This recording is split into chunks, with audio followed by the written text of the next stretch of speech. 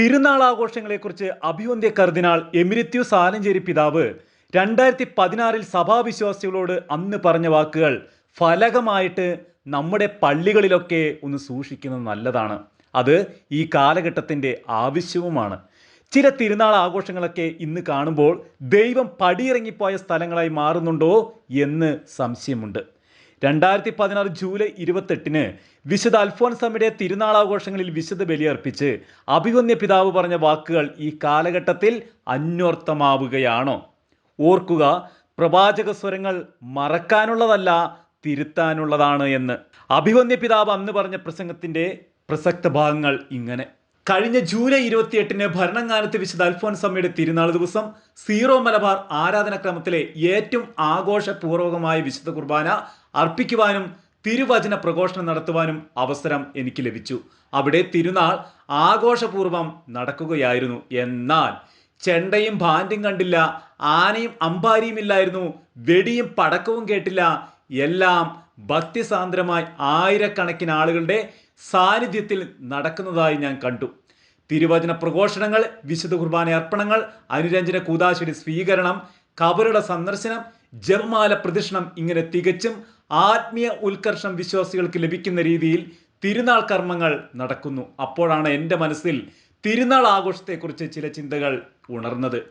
വെടിക്കെട്ടിൻ്റെ അഭാവമോ ചെണ്ടയുടെയും മറ്റ് വാദ്യഘോഷങ്ങളുടെയും കുറവോ വർണ്ണശബളമായ വൈദ്യുതി അലങ്കാരത്തിൻ്റെ ഇല്ലായ്മയോ ഒന്നും വിശുദ്ധ അൽഫോൻസാമ്മയുടെ തിരുനാളിൻ്റെ ശോഭയ്ക്ക് മങ്ങലേൽപ്പിച്ചില്ല എന്നതാണ് സത്യം. മാത്രമല്ല, ആ തിരുനാളിന് ഭക്തിയുടെ മോടി വർദ്ധിക്കുകയാണ് ചെയ്തതുപോലും. എല്ലാ തിരുനാളുകൾക്കും ഈ ഭംഗിയാണ് കൈവരേണ്ടതെന്നാണ് എൻ്റെ വിചാരം. പ്രാർത്ഥിക്കുവാനും വിശ്വാസ ജീവിതത്തിൽ ആഴപ്പെടുവാനും തിരുനാളുകൾ വിശ്വാസികൾക്ക് ഉപകരിക്കണം. തിരുനാളുകൾ ആത്മീയ ആഘോഷങ്ങളാവണം, ഭൗതികതയുടെ പ്രകടനമാകരുത് അത്. എല്ലാ ദേവാലയങ്ങളിലും തിരുനാളുകൾ ഇപ്രകാരം ആത്മീയതയുടെ ആഘോഷങ്ങളായി തീർന്നിരുന്നുവെങ്കിൽ എന്ന് ഞാൻ പ്രത്യാശിക്കുന്നു. ഇപ്പോൾ തിരുനാളുകൾക്ക് വന്നാൽ എല്ലാം ശബ്ദമുഖരിതം, മൈക്ക് അനൗൺസ്മെന്റുകളും വാദ്യമേളങ്ങളും വെടിപ്പടക്കങ്ങളും കൊണ്ട് മുഖരിതമാകുന്ന അന്തരീക്ഷത്തിൽ ശാന്തമായി പ്രാർത്ഥിക്കുന്നതിനോ ആളുകൾക്ക് ആശയവിനിമയത്തിലൂടെ പരസ്പരം കൂട്ടായ്മയിൽ വളരുന്നതിനോ സാധിക്കുന്നില്ല. തിരുനാളുകളിലേക്ക് ജനങ്ങളെ ആകർഷിക്കുവാനാണ് ശബ്ദജന്യമായ വെടിക്കെട്ടും വാദ്യങ്ങളും മൈക്ക് അനൗൺസ്മെന്റുകളും വൈദ്യുതി അലങ്കാരങ്ങളും പള്ളി അധികൃതർ സംഘടിപ്പിക്കുക. അവയുടെ വർധനവ് തിരുനാളിന്റെ ലക്ഷ്യത്തെ തന്നെ തകർക്കുന്ന രീതിയിലാവുന്നുണ്ടോ? തിരുനാളിന്റെ നേർച്ചവരവ് ഓരോ വർഷവും വർദ്ധിപ്പിക്കണമെന്നാണ് സംഘാടകരുടെ ആഗ്രഹമെന്ന് തോന്നുന്നു. നേർച്ച വരുമാനത്തിന്റെ വർധനവാണ് പോലും തിരുനാളിന്റെ വിജയത്തിനുള്ള മാനദണ്ഡം.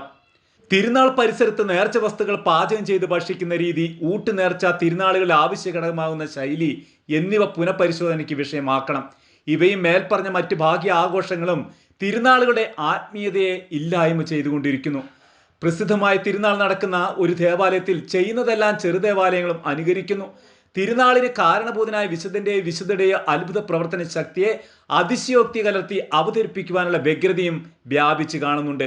വിശുദ്ധരുടെ മാധ്യസ്ഥ ശക്തി പരസ്യങ്ങളിലൂടെ പ്രചരിപ്പിക്കേണ്ട ഒന്നല്ല, ദൈവകൃപയുടെ പ്രവർത്തനമാണ് വിശുദ്ധരുടെ മാധ്യസ്ഥത്തിലൂടെ വിശ്വാസികൾക്ക് ലഭിക്കുക. അതിന് പ്രചാരണം ആവശ്യമില്ല. അത് സ്വീകരിക്കുന്നവർ തന്നെ സ്വയം പ്രേരിതരായി തങ്ങളുടെ അനുഭവങ്ങൾ മറ്റുള്ളവരെ അറിയിക്കുമല്ലോ. കൃത്രിമമായ പ്രചാരണങ്ങൾ വിശുദ്ധന്റെ മാധ്യസ്ഥ ശക്തിയെക്കുറിച്ച് തെറ്റായ ധാരണകൾ സൃഷ്ടിക്കുവാനേ ഉപകരിക്കൂ. പുതിയ പുതിയ ആചാരങ്ങൾ മെനഞ്ഞെടുത്ത് തിരുനാളുകളെ ജനങ്ങൾ തടിച്ചുകൂടാനുള്ള അവസരങ്ങളാക്കുന്നവരുമുണ്ട്. നഗരങ്ങൾ വളരുന്നതിന് മുമ്പ് തിരുനാൾ അവസരങ്ങളിൽ പള്ളിയുടെ പരിസരങ്ങളിൽ ജനങ്ങൾക്ക് ആവശ്യമായ നിത്യോപയോഗ സാധനങ്ങൾ കച്ചവടം ചെയ്യുന്ന രീതി സാധാരണമായിരുന്നു. അന്നത്തെ സാഹചര്യത്തിൽ അത് ആവശ്യവുമായിരുന്നു. നഗരവൽക്കരണത്തിന്റെ ഇക്കാലത്ത് കടകളും മാളുകളും വർദ്ധിച്ചിരിക്കുമ്പോൾ പള്ളി പരിസരത്തെ കച്ചവടം ആവശ്യമാണോ എന്ന് ചിന്തിക്കേണ്ടിയിരിക്കുന്നു. ആളുകളെ കൂട്ടാൻ വേണ്ടി ഉപഭോഗ സംസ്കാരത്തിന്റെ ആകർഷണ ശൈലി സ്വീകരിക്കുന്നത് ന്യായീകരിക്കാനാവില്ല. കർത്താവായ യേശു പെസഹ തിരുനാളിനോടനുബന്ധിച്ച് ജെറുസലേം ദേവാലയത്തിൽ നിന്ന് കച്ചവടക്കാരെയും നാണയമാറ്റക്കാരെയും പുറത്താക്കി. ദേവാലയത്തെ അവർ കവർച്ചക്കാരുടെ ഗുഹയാക്കി എന്നാണ് കർത്താവ് അന്ന് പറഞ്ഞത്. കച്ചവടത്തിലൂടെയും നാണയമാറ്റത്തിലൂടെയും നടന്ന അനീതിക്കെതിരെയാണ് അവിടുന്ന് ചാട്ടവാറെടുത്തത്.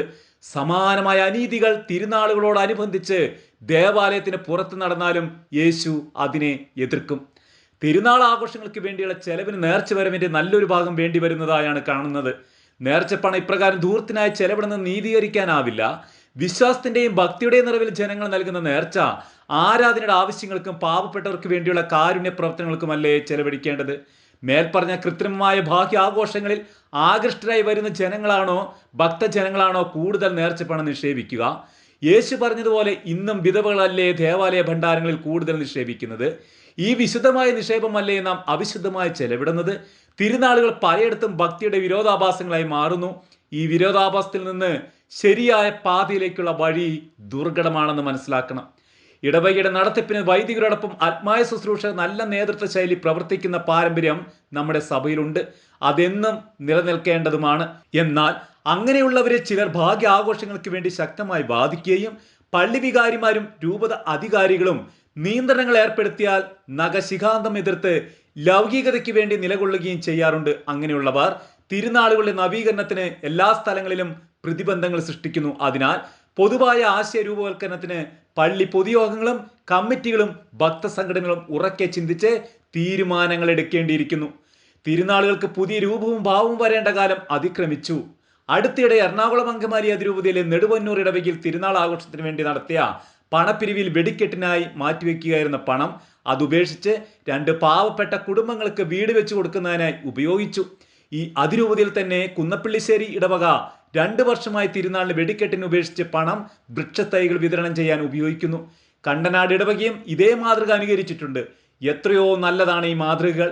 ഇതുപോലെ തിരുനാളുകളുടെ അധിക ചെലവുകളും ആർഭാടങ്ങൾ നിയന്ത്രിച്ച് കാരുണ്യ പ്രവർത്തനങ്ങൾ നടത്തിയ ഇടവകൾ ഇനിയുമുണ്ട്. വെടിക്കെട്ടുകൾ ദുരന്തം വിതയ്ക്കുന്ന ഈ കാലഘട്ടത്തിൽ ഇത്തരം പ്രവർത്തനങ്ങൾ എല്ലാ ദേവാലയങ്ങളും സ്വീകരിച്ചിരുന്നെങ്കിൽ എന്ന് ഞാൻ ആശിക്കുന്നു. ലളിത ജീവിതത്തിലേക്ക് സഭയാകമാനം ആഹ്വാനം ചെയ്യുന്ന ഫ്രാൻസിസ് പാപ്പായുടെ ചൈതന്യത്തിന് യോജിച്ച രീതിയിൽ തിരുനാൾ ആഘോഷങ്ങളെ നമുക്ക് നവീകരിക്കാം. തിരുനാൾ ആഘോഷങ്ങൾ നമുക്ക് വിശ്വാസികളുടെ ആത്മീയാനുഭവത്തിന്റെ ഉച്ചകോടികളാക്കാം. ഇടവക കൂട്ടായ്മയുടെയും സഭാ കൂട്ടായ്മയുടെയും വളർച്ചയ്ക്ക് നിദാനങ്ങളാക്കാം. സാമൂഹ്യ പ്രതിബദ്ധതയോടുകൂടിയ സൽക്കർമ്മങ്ങളും കാരുണ്യ പ്രവർത്തനങ്ങളും കൊണ്ട് തിരുനാളുകളെ ക്രൈസ്തവ സാക്ഷ്യത്തിന്റെ അവസരങ്ങളാക്കാം. വെടിക്കെട്ടിലും ശബ്ദ കോലാഹലങ്ങളിൽ നിന്ന് തിരുനാളുകളെ നമുക്ക് മോചിപ്പിക്കാം.